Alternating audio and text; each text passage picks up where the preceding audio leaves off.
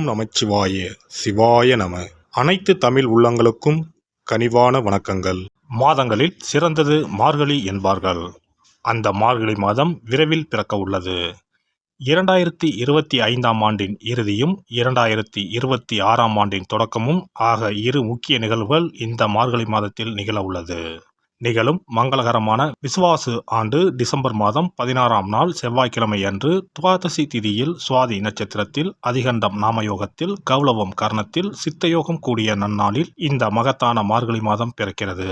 மார்கழியை தெய்வங்களின் மாதம் என்பார்கள். அந்த அளவுக்கு ஆன்மீக ரீதியாக முக்கியத்துவம் பெற்றது. இம்மாதத்தில் கிரக நிலைகளில் பல்வேறு மாற்றங்கள், சில முக்கிய நிகழ்வுகள் நடைபெற உள்ளன. இது 12 ராசிகளிலும் தாக்கத்தை ஏற்படுத்தும். மார்கழி மாதம் டிசம்பர் மாதம் 16ஆம் தேதி தொடங்கி ஜனவரி மாதம் 14ஆம் தேதி வரை உள்ளது.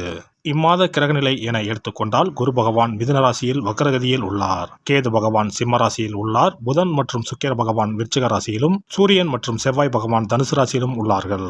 சனி மற்றும் ராகு பகவான் கும்பராசியில் உள்ளனர். இம்மாத கிரக பயிற்சி என எடுத்துக்கொண்டால் 21/12/2025 குரு பகவான் வக்ர நிலையில் புனர்பூசம் 4ஆம் பாதத்தில் இருந்து புனர்பூசம் 3ஆம் பாதத்திற்கு பயிற்சியாக உள்ளார். 22/12/2025 சுக்கிர பகவான் விருச்சிக ராசியில் இருந்து தனுசு ராசிக்கு பயிற்சியாக உள்ளார். அதேபோல 25/12/2025 புதன் பகவான் விருச்சிக ராசியில் இருந்து தனுசு ராசிக்கு பயிற்சியாக உள்ளார். மேலும் 11/1/2026 புதன் பகவான் தனுசு ராசியில் இருந்து மகர ராசிக்கும், செவ்வாய் பகவான் 14/1/2026 தனுசு ராசியில் இருந்து மகர ராசிக்கும் பயிற்சியாக உள்ளார். இம்மாத சிறப்புகள் என எடுத்துக்கொண்டால் டிசம்பர் மாதம் 19ஆம் தேதி அனுமன் ஜெயந்தி, டிசம்பர் மாதம் 30ஆம் தேதி வைகுண்ட ஏகாதசி, ஜனவரி 3ஆம் தேதி ஆருத்ரா பௌர்ணமி, ஜனவரி 14ஆம் தேதி போகி பண்டிகை ஆகிய நிகழ்வுகள் உள்ளன.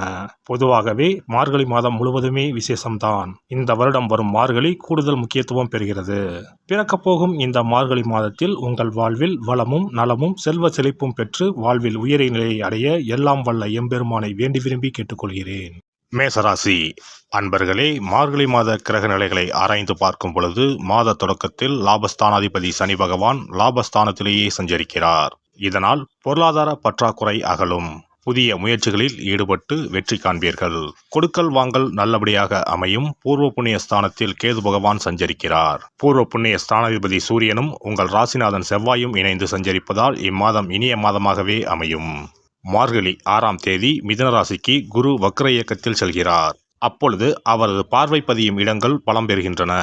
இதன் விளைவாக கல்யாண கனவுகள் நனவாகும். நீண்ட நாட்களாக பேசி பேசி கைவிட்டு போன வரன்கள் இப்பொழுது மீண்டும் வரலாம். அவற்றை பரிசீலனை செய்து தகுந்த வரனை தேர்வு செய்ய உகந்த நேரம் இதுவாகும். தந்தை வழியில் இருந்த பிரச்சனைகள் அகலும். தடைப்பட்ட காரியங்கள் தானாக முடிவடையும். முந்தைய காலத்தில் நடைபெறாத சில காரியங்கள் இப்பொழுது படிப்படியாக நடைபெற தொடங்கும். பாக பிரிவினைகள் சுமூகமாக முடியும். பொருளாதார நிலை உயர வெளிநாடு செல்ல நினைத்தவர்களுக்கு நல்ல நிறுவனங்களில் இருந்து அழைப்புகள் வரலாம். 7.5 சனி தொடங்க இருப்பதால் சுய ஜாதகத்தின் பலம் அறிந்து ஏற்றுக்கொள்வது நல்லது. மார்கழி மாதம் 7ஆம் தேதி தனுசு ராசிக்கு சுக்கிரன் செல்கிறார். உங்கள் ராசிக்கு 2, 7 ஆகிய இடங்களுக்கு அதிபதியானவர் சுக்கிர பகவான். அவர் பாக்கியஸ்தானத்திற்கு வரும் இந்த நேரத்தில் பொன் பொருள் சேர்க்கை ஏற்படும். வீட்டிற்கு தேவையான விலை உயர்ந்த பொருட்களை வாங்கி மகிழ்வீர்கள். அள்ளி கொடுக்கும் சுக்கிரன் நல்ல இடத்திற்கு வருவதால் எல்லா வழிகளிலும் நன்மை கிடைக்கும். குறிப்பாக பொருளாதார நெருக்கடி அகலும். உத்தியோகத்தில் உயர் பதவிகளும் ஊதிய உயர்வும் கிடைப்பதற்கான அறிகுறிகள் தென்படும். நல்ல சந்தர்ப்பங்கள் நாடி வரும் நேரம் இதுவாகும். மார்கழி மாதம் 10ஆம் தேதி தனுசு ராசிக்கு புதன் பகவான் செல்கிறார். உங்கள் ராசிக்கு 3, 6 ஆகிய இடங்களுக்கு அதிபதியானவர் புதன் பகவான். அவர் 9ஆம் இடத்திற்கு வரும்பொழுது உடன்பிறப்புகள் வழியில் ஒரு நல்ல தகவல் கிடைக்கும். குடும்பத்தில் ஒன்றுக்கும் மேற்பட்டவர்களுக்கு நல்ல வேலை கிடைத்து அதன் மூலம் உதிரி வருமானம் பெருகும். மார்கழி 27ஆம் தேதி மகரத்திற்கு புதன் பகவான் செல்கிறார். 6க்கு அதிபதி 10ஆம் இடத்திற்கு வரும் இந்த நேரம் நல்ல நேரம்தான். தொழில் வளம் மிக சிறப்பாக இருக்கும். தொல்லை தந்தவர்கள் விலகிச் செல்வார்கள். நல்ல காரியங்கள் இல்லத்தில் நடைபெற வழி பிறக்கும். உத்தியோகத்தில் உள்ளவர்கள் விருப்ப ஓய்வில் வெளிவந்து சுய தொழில் தொடங்கும் முயற்சியில் ஈடுபட நேரிடும். பங்காளி பகை மாறும். மார்கழி 30ஆம் தேதி மகர ராசிக்கு செல்லும் செவ்வாய் பகவான் அங்கு உச்சம் பெறுகிறார். ராசிநாதன் செவ்வாய் உச்சம் பெறும் நேரம் இதுவாகும். இது ஒரு அற்புதமான நேரமாகும். எந்த செயல் செய்தாலும் அதற்கான முயற்சிகளில் வெற்றி கிடைக்கும். இடம் வாங்குவது, பூமி வாங்குவது போன்றவற்றில் ஆர்வம் கூடும். உடன்பிறப்புகளும் உடன் இருப்பவர்களும் உறுதுணையாக நடந்து கொள்வார்கள். கடன் சுமை குறையும். தைரியமும் தன்னம்பிக்கையும் அதிகரிக்கும். புதிய திட்டங்கள் தீட்டி வெற்றி காண்பீர்கள். பொது வாழ்வில் இருப்பவர்களுக்கு புதிய பொறுப்புகள் கிடைக்கும். வியாபாரம் மற்றும் தொழில் செய்பவர்களுக்கு எதிர்பார்ப்புகள் நிறைவேறும். உத்தியோகத்தில் உள்ளவர்களுக்கு கேட்ட சலுகைகள் கிடைக்கும். கலைஞர்களின் எண்ணம் எளிதில் வெற்றி பெறும். மாணவ மாணவிகளுக்கு படிப்பில் அக்கறை கூடும். பெண்களுக்கு திருமண முயற்சி கைகூடும். திடீர் மாற்றம் உருவாகும். இம்மாதம் குரு பகவானின் வழிபாடு குதூகலம் வழங்கும். பண தேவையை பூர்த்தி செய்யும் நாட்கள் டிசம்பர் 20, 21, 26, 27, ஜனவரி 1, 2, 5, 6. மகிழ்ச்சி தரும் வண்ணம் சிகப்பு. சிறப்பு தொகுப்பு. வெற்றிகள் குவிய விஷ்ணு வழிபாடு.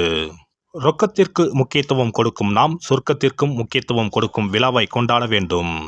அந்த விழா இந்த மார்கழி மாதம் வருகிறது. திருப்பதி, திருவரங்கம் உள்ளிட்ட விஷ்ணு ஆலயத்தில் நுழைய லட்சக்கணக்கான மக்கள் காத்திருப்பார்கள்.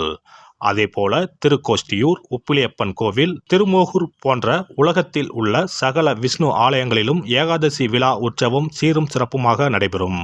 இந்த கண்கொள்ளா காட்சியை கண்டு மகிழ்ந்தால் பொன்னும் பொருளும் போற்றுகின்ற செல்வாக்கு இன்னும் உயரும். மாதங்களில் புனிதமானதாகவும் தேவர்கள் துயில் எழும் மாதமாகவும் கருதப்படும் மார்கழி மாதத்தில் நாம் விஷ்ணுவை வழங்கினால் விருப்பங்கள் அனைத்தும் நிறைவேறும். அதனால்தான் மாதங்களில் நான் மார்கழி என்று கண்ணன் சொல்லியதாக சொல்வார்கள். இம்மாதம் 15ஆம் தேதி, அதாவது 30/12/2025 செவ்வாய்க்கிழமை வைகுண்ட ஏகாதசி வருகிறது. அங்கனம் வைகுண்ட ஏகாதசி வரும்பொழுது சொர்க்க வாசலை திறப்பார்கள். ஆண்டு முழுவதும் அடைத்திருக்கும் கதவு அன்று மட்டும்தான் திறந்து வைக்கப்படும்.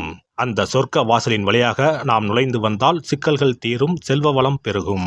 ஏகாதசி அன்று இல்லத்து பூஜை அறையில் விஷ்ணு லட்சுமி படம் வைத்து வழிபட வேண்டும். அவள் வெல்லம் கலந்து நைவேத்தியம் வைத்து சாப்பிடலாம். முழு விரதம் இருக்க முடியாதவர்கள் மதியமும் இரவும் பலகாரம் செய்து சாப்பிடலாம். அன்று இரவு முழுவதும் கண் விழித்திருக்கும் பொழுது இறை தியானத்தையே மேற்கொள்ள வேண்டும். மறுநாள் அதிகாலையில் சூரியன் உதிக்கும் முன்னதாக நீராடி பச்சரிசி சோறு, அகத்திக்கீரை, நெல்லிக்காய், கருணைக்கிழங்கு, புளிக்குழம்பு சாப்பிடுவது நல்லது. அகத்திக்கீரையும் நெல்லிக்காயும் உணவில் சேர்த்துக் கொள்வது அவசியமாகும். இந்த மார்கழி மாதத்தில் கன்னி பெண்கள் அதிகாலையில் எழுந்து நீராடி வீட்டின் முன்பக்கத்தில் கோலமிட்டு அதன் மத்தியில் மஞ்ச வண்ண பூ வைத்தால் மங்களம் உண்டாகும். பரங்கி பூவை வைத்து அழகுபடுத்துவது கண்கொள்ளா காட்சியாகும். கிருமி நாசினியாக சாணத்தின் மீது அதை பதித்து வைத்திருப்பர். மங்களம் நடைபெறுவதற்காக மஞ்சள் வண்ண பூவை வீட்டு கோல மத்தியில் வைப்பது வழக்கம். குனிந்து அமர்ந்து நிமிர்ந்து கோலம் போடும் பொழுது விரல்களுக்கு மகிழ்ச்சி கிடைக்கிறது. சிறந்த யோகப்பியாசம் ஏற்படுவதாக கூறுவார்கள். இந்த வழிபாட்டின் மூலம் மனநலமும் உடல் நலமும் சீராகிறது. பிரம்ம முகூர்த்தத்தில் எழுந்து ஓசோன் என்ற காற்று மண்டலத்தில் உள்ள காற்று நம் மீது பதிவதால் ஆரோக்கியம் மேம்படுகிறது. திருப்பாவை, திருவெம்பாவை பாடி வழிபாட்டை மேற்கொண்டால் திருமணம் கைகூடும். அதிகாலையில் இறை நாமத்தை உச்சரிப்பதன் மூலம் அனைத்து நலன்களும் கிடைக்கும்.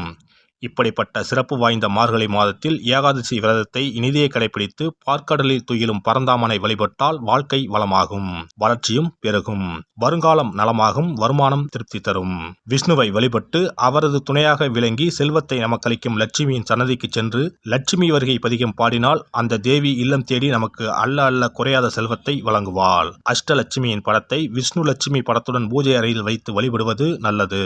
லட்சுமிக்கு பாடல் படித்து வழிபடும் போது வருகை பதிகம் பாட வேண்டும். அன்றைய தினம் அவள் நைவேத்தியம் செய்து தேவியை வழிபட்டால் உங்கள் ஆசை பூர்த்தியாகும். நமக்கு வாழ்வில் ஏற்படும் இன்னல்கள் அகன்று இனிய பலன் கிடைக்கும். எல்லாம் வல்ல இறையருளால் நீங்களும் உங்கள் அன்பு குடும்பமும் உடல் நலம், நீலாயுள், நிறை செல்வம், உயர் புகழ், மெய்ஞானம் ஓங்கி வாழ்க வளமுடன். இந்த வீடியோ பதிவு உங்களுக்கு பிடித்திருந்தால் லைக் பண்ணுங்க, கமெண்ட் பண்ணுங்க, ஷேர் பண்ணுங்க, மறக்காம சப்ஸ்கிரைப் பண்ணுங்க, பக்கத்துல இருக்கிற பெல் பட்டனை கிளிக் பண்ணுங்க. நன்றி, வணக்கம். ஓம் நமச்சிவாய. சிவாய நம.